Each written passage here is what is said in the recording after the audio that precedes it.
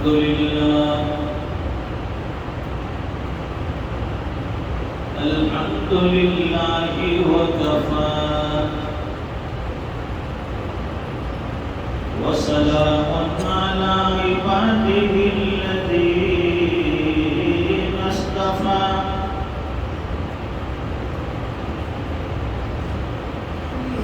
خصوصا على أفضلهم وخاتم النبيين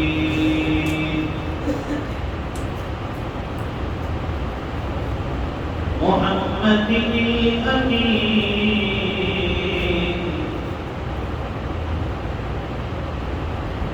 وعلى آله وصحبه أجمعين.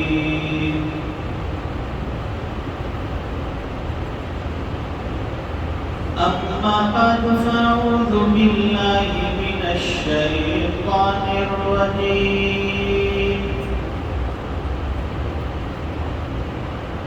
بسم الله الرحمن الرحيم.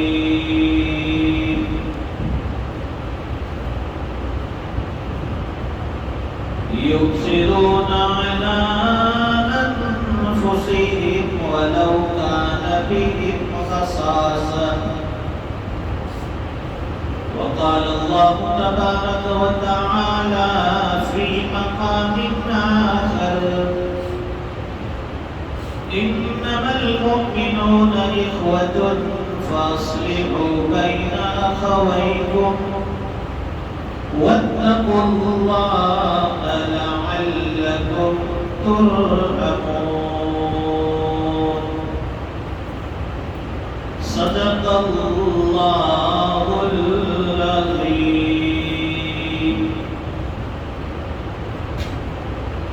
اللهم صل على سيدنا ومولانا محمد وعلى آل سيدنا محمد وبارك وسلم.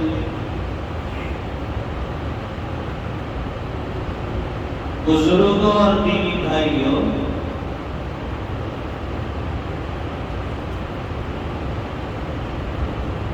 شریعت اسلام نے انسان کو اعتدال اور بیانہ روی سکھائی.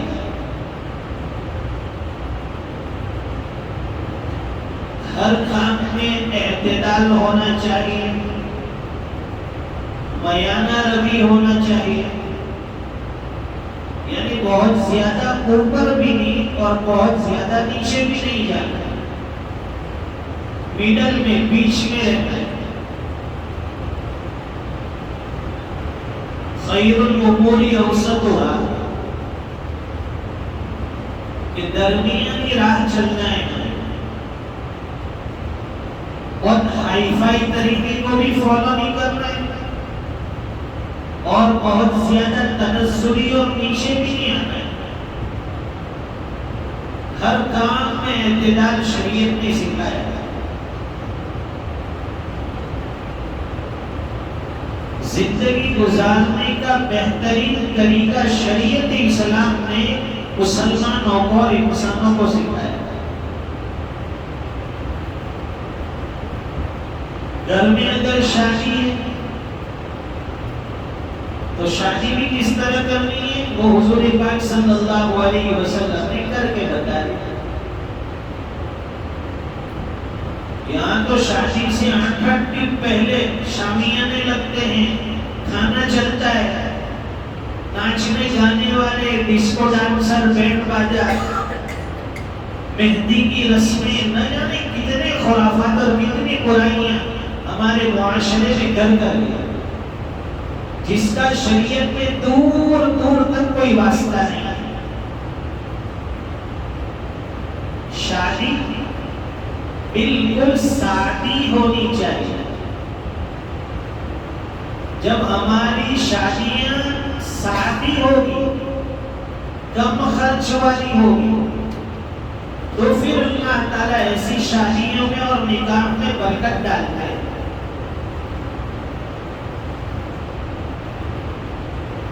اور بہت زیادہ کنجوسی بھی نہیں.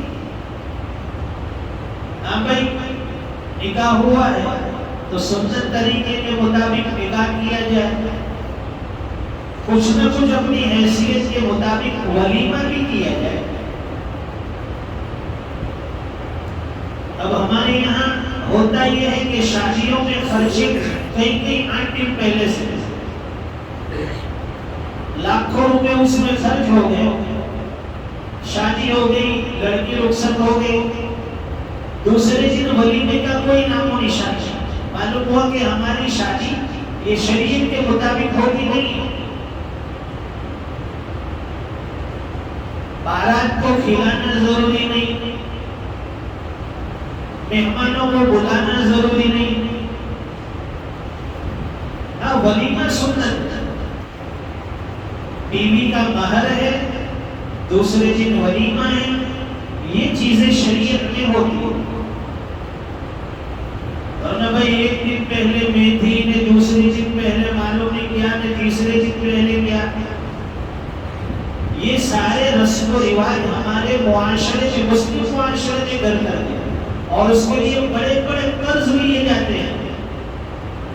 قرض کوئی دینے والا نہیں ہوتا ہے تو لون لی جاتی ہے بینک سے یا دوسرے لوگوں سے، ہفتے پر رقم لی جاتی ہے کہ بھائی گھر میں شادی ہے، فلاں کو نہیں بلائیں گے ناراض ہو جائیں گے، فلاں رشتے دار ناراض ہو جائیں گے. سب کی ناراضگی کی ہمیں پرواہ ہے، اللہ اور اس کے رسول ناراض ہو جائے کوئی پرواہ نہیں. اور شاید تو کہتا ہے سارا جہاں ناراض ہو پرواہ نہ چاہیے،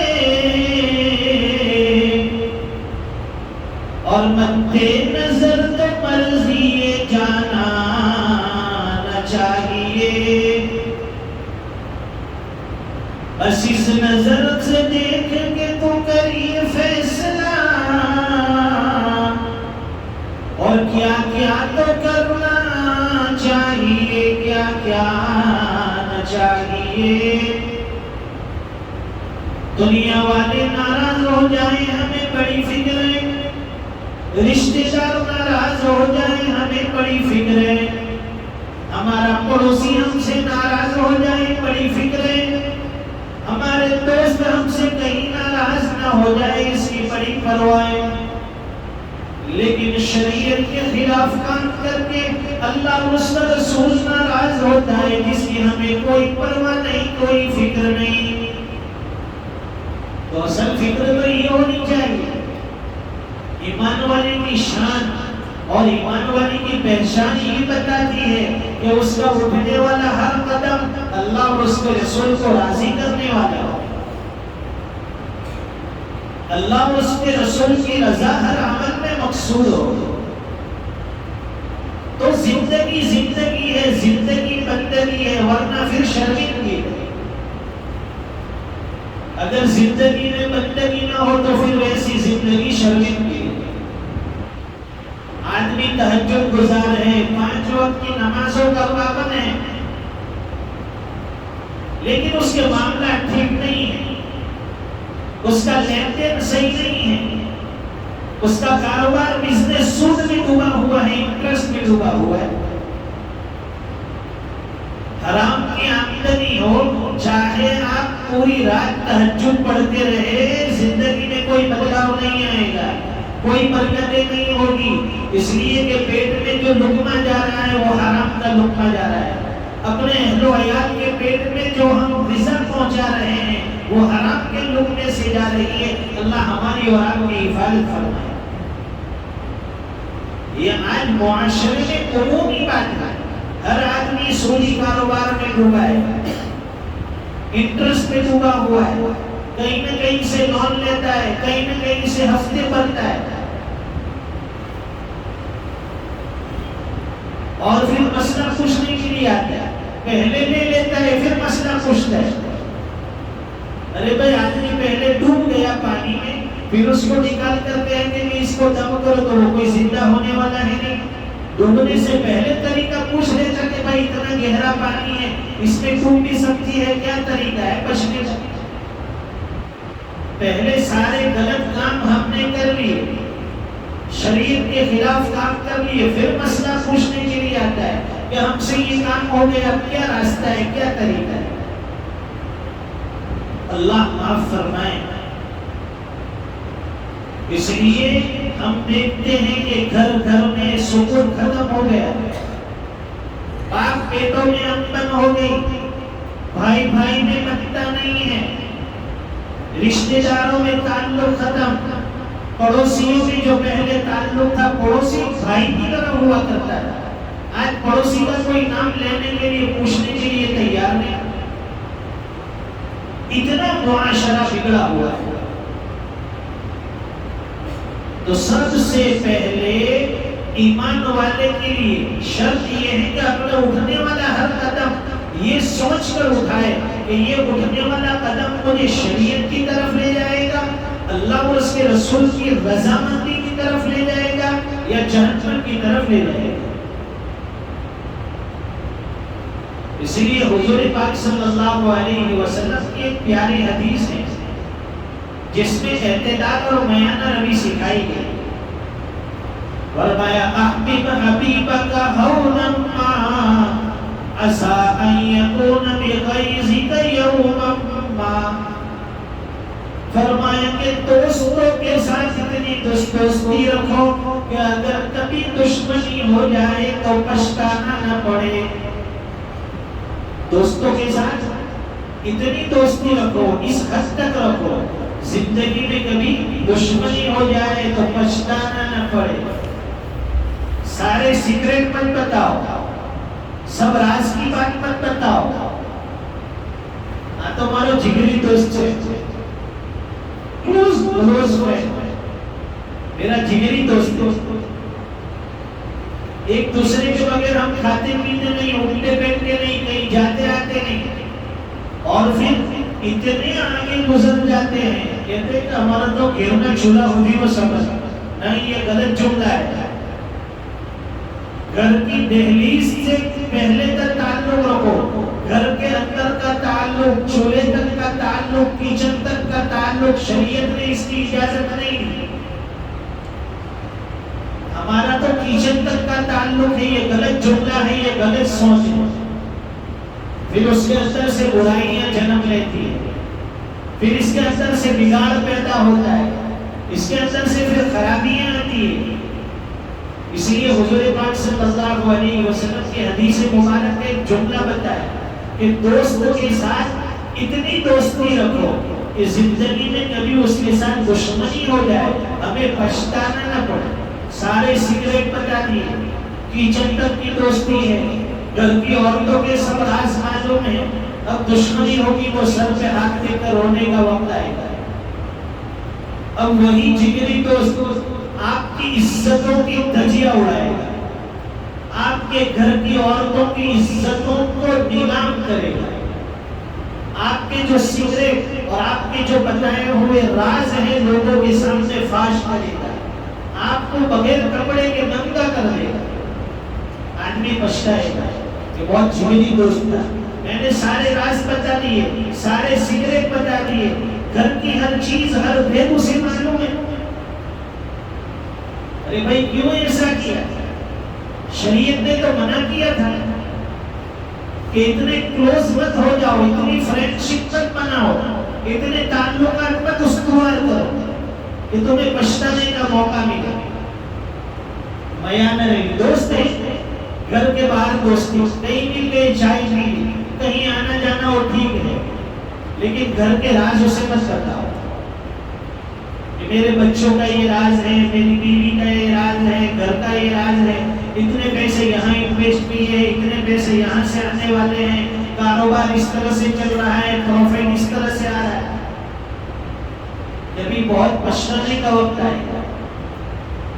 اس لیے شریعت نے اعتدال میانہ روی بتائی کہ دوست کی بھی ایک حد۔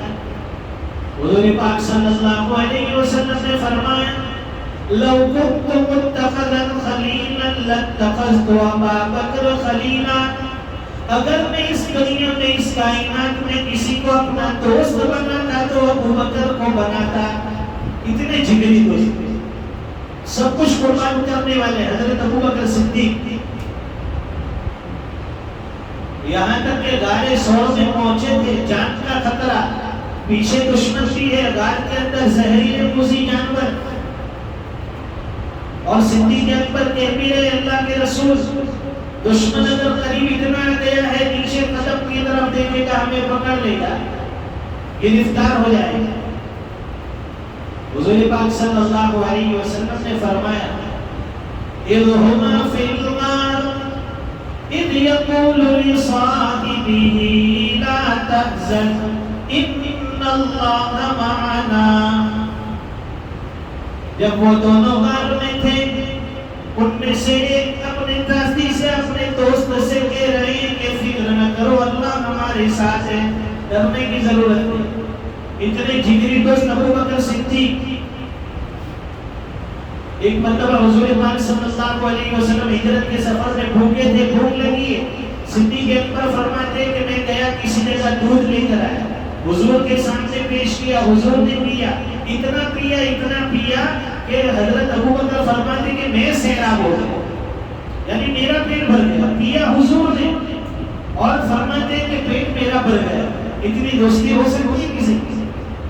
دوست تو یہ سوچتا ہے کہ میں سب کھا لوں، سامنے والا میرا دوست بھوکا ہے. ہمارے حضرت مولانا حبیب الرحمن صاحب اس حدیث شریف کا ترجمہ بھی کرتے ہیں اور اس کو آسان لفظوں میں یہ سناتے ہیں کہ موجودہ زمانے کی دوستی یہ چٹپٹی اور بھجیے کھانے کی دوستی ہے. چٹپٹی بھجیے کھانے کی دوستی، اور حقیقت میں کوئی دوستی نہیں ہے. اس لیے آپ نے دیکھا ہوگا کہ جو سکھا اور لکھا ہوتا ہے اس کا کوئی دوست نہیں.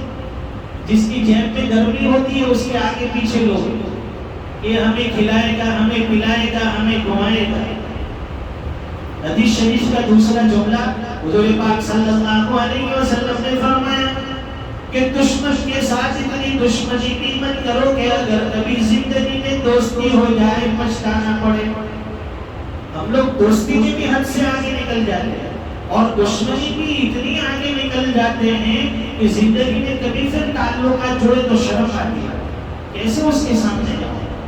میں نے تو اتنی ساری باتیں اس کے خلاف کی، اتنی بڑاس نکالی، اتنی دشمنیاں نکالی، اس کے خلاف اتنے پروپیگنڈا کیے، اتنی برائیاں کی، وہ سب جانتا ہے.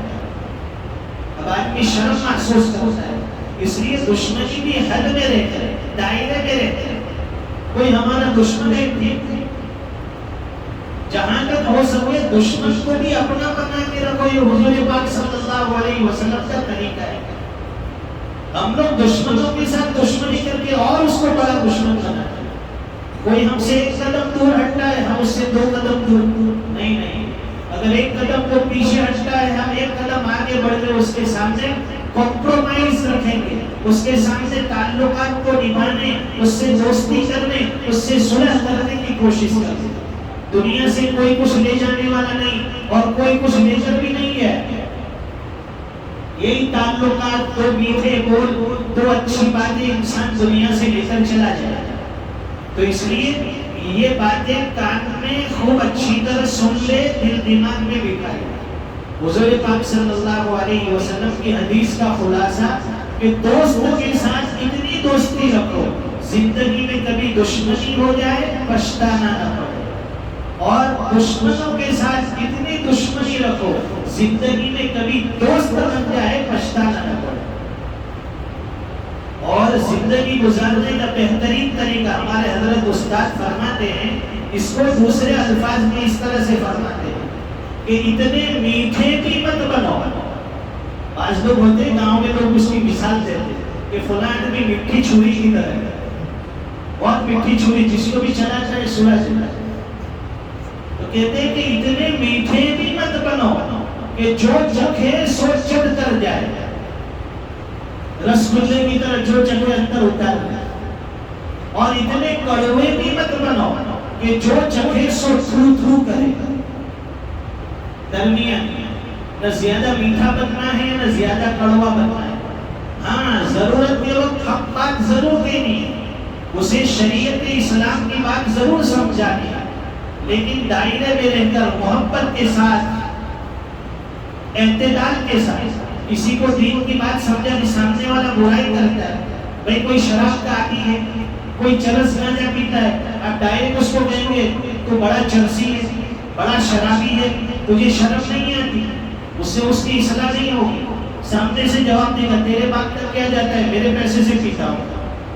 اسے پیار سے سمجھاؤ بھائی آپ کی جوانی بڑی قیمتی ہے، اتنی خوبصورت جوانی اللہ نے دی، مال بھی بڑا قیمتی ہے، بڑی محنتوں سے آپ نے کمایا ہے، آپ کے پیچھے آپ کے بیوی بچے بھی لگے ہوئے ہیں، اپنی جوانی کو بھی ضائع کرتے ہو، مال کو بھی ضائع کرتے ہو، صحت بھی خراب کرتے ہو، اور شریعت کا بھی نقصان ہے، آپ گناہ بھی اپنے سر پر مول لیتے ہو۔ کوشش کرو کہ اس کو چھوڑ دو، آدمی کی سمجھ میں بات آ جائے گا، احسان مانے گا۔ جزاک اللہ، آپ نے بہت اچھے انداز میں سکھایا۔